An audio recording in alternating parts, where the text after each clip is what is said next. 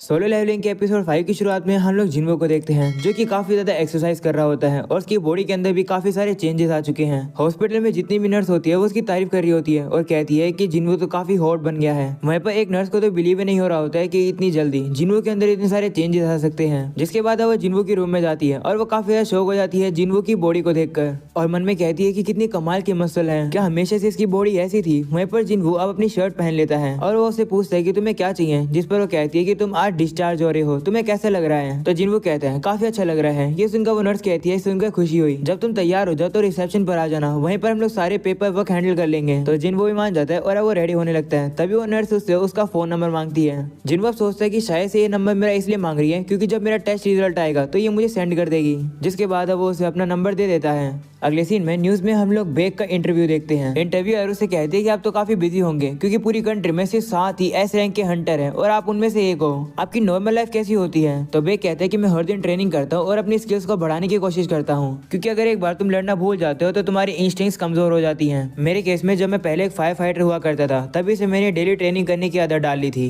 क्योंकि अगर मैं कोई सी छोटी सी भी गलती करता हूँ तो मेरे साथ ही इंजर्ड हो सकते हैं, इसलिए मैं डेली ट्रेनिंग करता हूँ। हम लोग देखते हैं कि इस इंटरव्यू को जीना देख रही होती है। उसे रियलाइज होता है कि वो स्कूल के लिए लेट हो रही है, इसलिए वो अब जल्दी से वहाँ से जाने लगती है। वो जैसी बाहर आती है वो देखती है कि उसका बड़ा भाई जिन्वो सोकर उठ चुका है। वो उसे देखकर पूछती है क्या तुम वर्कआउट कर रहे हो, जिस पर जिन्वो कहता है हाँ थोड़ी सी। ये सुनकर उसकी बहन उसे कहती है कि तुम्हारी हाइट भी थोड़ी बढ़ चुकी है, क्या एक्सरसाइज करने की वजह से ऐसा हुआ है। लगता है लड़के जब एडल्ट बनते रहते हैं तो वो ग्रो करते रहते हैं। जिसके बाद वो स्कूल जा रही होती है। जिन्वो उसे कहते हैं कि अपना अम्ब्रेला लेकर जाओ, जिस पर उसकी बहन कहती है नहीं अम्ब्रेला काफी भारी है। ये सुनकर जिन्वो अब उसे जबरदस्ती वो अम्ब्रेला दे देता है और उसे स्कूल भेज देता है। जिसके बाद जीना भी वहाँ से चली जाती है। जिसके बाद जिन्वो वापस से हॉल रूम में आता है। वो कहने लगता है कि आज की रनिंग मैं बाद में कर लूंगा, मेरी मसल भी बढ़ गई है, क्या ये सब मेरी स्टैट की वजह से हुई है। अगर ऐसे में लेवल अप करता रहा तो लगता है कि मैं एक बॉडी बिल्डर बन जाऊंगा। वो अब कहते हैं कि उसे जो पहले पॉइंट्स मिले थे उससे उसने अभी तक यूज नहीं किया है। वो सोच रहा होता है कि इन्हें वो कहाँ यूज करे। थोड़ा सोचने के बाद वो डिसाइड करता है कि वो अपनी एजिलिटी को बढ़ाएगा क्योंकि अगर वही ज्यादा नहीं होगी तो उसके अटैक हिट नहीं होंगे। वो थोड़ा और भी सोचते है और डिसाइड करता है कि वो अपनी एजिलिटी को बढ़ाएगा और वो ऐसा ही करता है।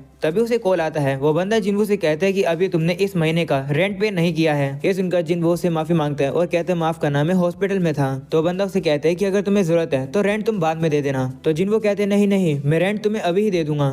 तब वो बंदा कहते हैं ठीक है। जिन्वो अब कहने लगता है कि मुझे नहीं पता है कि जो चीज मैं एक्सपीरियंस कर रहा हूँ वो रीअवेकनिंग है या नहीं, लेकिन अभी मैं गॉब्लिन्स को काफी आराम से मार पाता हूँ जिससे रेंट को पे करना भी इजी हो गया है, लेकिन फिर भी ये इतना भी इजी नहीं है। अच्छा खासा पैसा कमाने के लिए मुझे हाई रैंक के गेट के अंदर जाना होगा, लेकिन मैं एक ई रैंक का हंटर हूँ तो मुझे कोई उन गेट के अंदर जाने नहीं देगा। क्या मुझे रीअप्रेस्ट करना चाहिए अपने आप को, क्योंकि अगर मेरी हायर रैंक हो गई होगी तो मैं अच्छे गेट के अंदर जा पाऊंगा और अगर मुझ पर और अटेंशन आएगी तो मैं और पैसा कमा पाऊंगा, लेकिन मैं काफी स्टैंड आउट करूंगा क्योंकि रीअवेकनिंग काफी ज्यादा रेयर होती है। क्योंकि मैंने कभी ऐसा नहीं सुना है कि एक हंटर लेवल अप करके और ज्यादा स्ट्रॉन्ग बन सकता है, इससे लोगों को मुझ पर और ज्यादा शक होगा। तो जब तक मैं अपने आप को अच्छे से डिफाइन नहीं कर पाता हूँ और पता नहीं लगा पाता हूँ कि आखिर ये पावर क्या है, तब तक मुझे अपने आप को रीअप्रेस नहीं करवाना चाहिए। जिसके बाद अब उसे एक जॉब की नोटिफिकेशन आती है। वह वहाँ पर पहुंचता है। वो दौड़ कर यहाँ पर पहुंचता है तो उसकी जितनी भी क्वेस्ट होती है जैसे कि 10 किलोमीटर रनिंग वो भी पूरी हो जाती है और उसे रिवॉर्ड भी मिलते हैं। तभी वहाँ पर उसके सामने काफी सारे हंटर्स आ जाते हैं। उनका लीडर होता है हुआंग, जो कि जाकर जिन्वो से हाथ मिलाता है। तो बाकी सभी लोग कहने लगते हैं कि हम इस जिन्वो को जानते हैं, ये काफी ज्यादा फेमस है, लोग इसे मैनकाइंड का सबसे कमजोर हंटर बुलाते हैं। वो लोग अब जिन्वो का मजाक उड़ा रहे होते हैं, इसलिए हुआंग अब जिन्वो से माफी मांगते हैं उसके साथियों के लिए। तो जिन्वो कहते हैं कोई बात नहीं, मुझे क्या काम करना है वैसे। तो वो कहता है कि तुम्हें कुछ कोटा पूरे करने हैं। हम लोग सी रैंक के एक डंजन में जाएंगे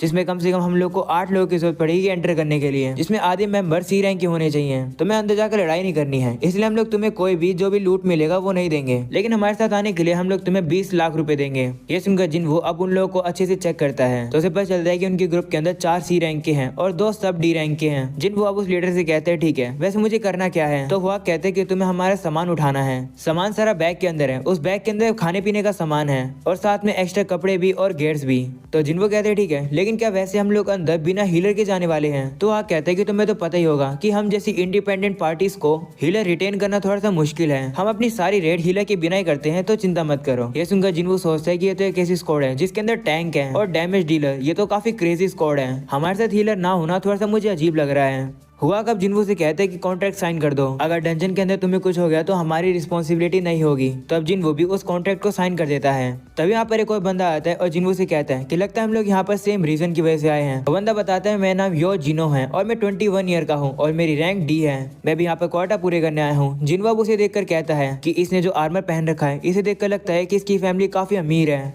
यो अब जिन्वो से कहते हैं कि क्या तुम पहली बार एक सी रैंक के डंजन में जा रहे हो, चिंता मत करो, मैं तुम्हें सेफ रखूंगा। ये सुनकर जिन्वो अब उसे एक स्मार्क देता है, जिसके बाद वो सभी लोग अब तैयार हो जाते हैं डंजन में जाने के लिए। यो जिन्वो से कहता है कि तुम्हारा सामान थोड़ा भारी लग रहा है, क्या तुम ठीक हो? तो जिन्वो कहते हैं नहीं, कोई दिक्कत नहीं है, शुक्रिया पूछने के लिए। ये सुनकर यो से कहते हैं कि मैं तुमसे यंग हूँ, तुम्हें इतना पोलाइट होने की जरूरत नहीं है। तो जिन्वो भी कहते हैं ठीक है। अगले सीन में हम लोग देखते हैं वो लोग उस गेट के पास पहुंच जाते हैं और देखते हैं कि वो जो गेट है वो काफी ज्यादा बड़ा है। वो लोग कहने लगते हैं कि क्या सही में ये एक सी रैंक का डंजन है? तो वांग कहते हैं कि एसोसिएशन ने 2 बार चेक किया है, ये सी रैंक का ही है। वहीं पर यो कहते हैं कि ये गेट तो काफी बड़ा है, क्या हम लोग ठीक रहेंगे? तो जिन्वो कहते हैं कि गेट का साइज इतना मैटर नहीं करता है, गेट में से जितनी लेवल की मैजिक पावर निकल रही है उससे फर्क पड़ता है। एसोसिएशन यही मैसेज करती है जब वो किसी गेट को रैंक देती है तब। कोई भी गेट जो कि डेंजरस होता है जैसे कि बी रैंक का या फिर उससे हाई रैंक का, तो उसे कोई बड़ी गिल्ड हैंडल करती है। सी रैंक के गेट या फिर उससे नीचे वाले गेट इतने ज्यादा बुरे नहीं होते हैं। ये सुनकर यो से कहते हैं कि तुम्हें तो काफी कुछ पता है, जिस पर जिन्वो कहता है कि मैं काफी समय से हंटर हूँ, तो मुझे ये सब के बारे में पता है। जिन्वो अब अपने मन में कहते हैं कि पहले मैंने कभी एक सी रैंक के डंजन को टैकल नहीं किया है।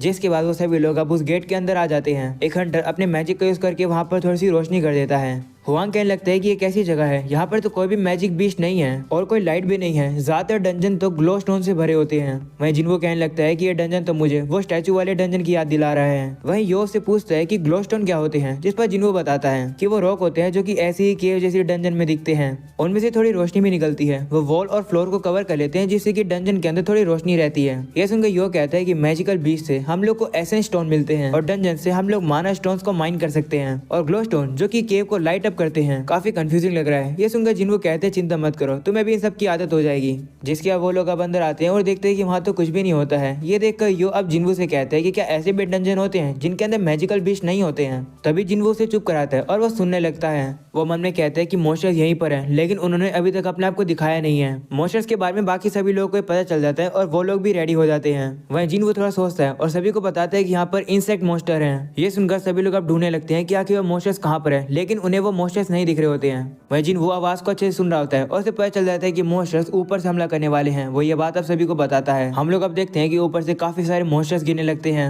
उन्हें देखकर एक हंटर अपनी पावर्स का उनके ऊपर यूज करता है और मॉन्स्टर्स को अलग अलग बिखरा देता है, और अब बाकी सभी लोग भी उन मॉन्स्टर्स के ऊपर हमला करके उन्हें मार रहे होते हैं। वहीं पर यो जाकर जिन्वो को डिफेंड कर रहा होता है। तभी हम लोग हुआंग को देखते हैं जो कि अपनी पावर का यूज करके सभी मॉन्स्टर्स को अपनी तरफ अट्रैक्ट कर लेता है। सभी मॉन्स्टर अब उसी की तरफ जाने लगते हैं। ये देखकर जिन्वो उसकी तारीफ करता है और अब वो सभी लोग मिलकर अब उन मॉन्स्टर्स को मार रहे होते हैं। तभी वही वाला हंटर एक काफी पावरफुल मैजिक का यूज करता है, जिससे कि वो सही मॉन्स्टर्स को एक आग के ढेर में फेंक देता है और अब सभी लोग मिलकर बचे कुछ मॉन्स्टर्स को मार रहे होते हैं। ये सब देखकर जिन्वो सोच रहा होता है कि ये ग्रुप तो काफी ज्यादा कोऑर्डिनेटेड है, लगता है ये लोग काफी समय से एक साथ काम करते आ रहे हैं। एक हीलर की तो कमी है, लेकिन फिर भी ये लोग काफी स्ट्रॉन्ग है। वहीं पर यो के अंदर भी थोड़ी सी कमी है, लेकिन जो उसके आर्मर वगैरह हैं। वहीं पर अब यो एक मॉन्स्टर को मार देता है और अब वो काफी खुश होकर जिन्वो की तरफ एक स्माइल करता है। तो जिन्वो भी अब उसे हल्की सी स्माइल दे देता है। वो अब सोचने लगता है कि ये सभी लोग काफी अच्छा काम कर रहे हैं, लेकिन फिर भी कुछ न कुछ तो गड़बड़ लग रही है। तब एक मॉन्स्टर जिन्वो के ऊपर हमला करने के लिए आ जाता है, पर जिन्वो उसे एक हल्की सी लात मार के काफी आराम से खत्म कर देता है। इसी तरीके से वो सभी लोग उन सभी मॉन्स्टर्स को खत्म कर देते हैं। हुआंग सभी से कहते हैं कि हम लोग सारे एसेंस स्टोन्स को इकट्ठा करेंगे और 7 लोगों में बांटेंगे। ये सुनकर सभी लोग लग जाते हैं उन मॉन्स्टर से सारे एसेंस स्टोन को बाहर निकालने में। तभी हुआंग जिन्वो के पास आता है और कहते हैं शुक्रिया पहले मदद करने के लिए, तुमने कैसे नोटिस किया कि मॉन्स्टर ऊपर से आने वाले हैं? तो जिन्वो कहते हैं कि ये तो बस इंस्टिंक्ट थी। ये सुनकर वो कहते हैं कि तुम्हारी इंस्टिंक्ट तो काफी ज्यादा शार्प है, तुमने हमें बचा लिया। तभी उसका साथी हुआंग से कहते हैं कि इस मॉन्स्टर के ऊपर जो चोट लगी है वो थोड़ी अजीब है। इसके ऊपर तलवार से हमला नहीं किया गया है, मैजिक से भी हमला नहीं किया गया है, ऐसा लगा है कि इनको पीसेस में तोड़ लिया गया हो।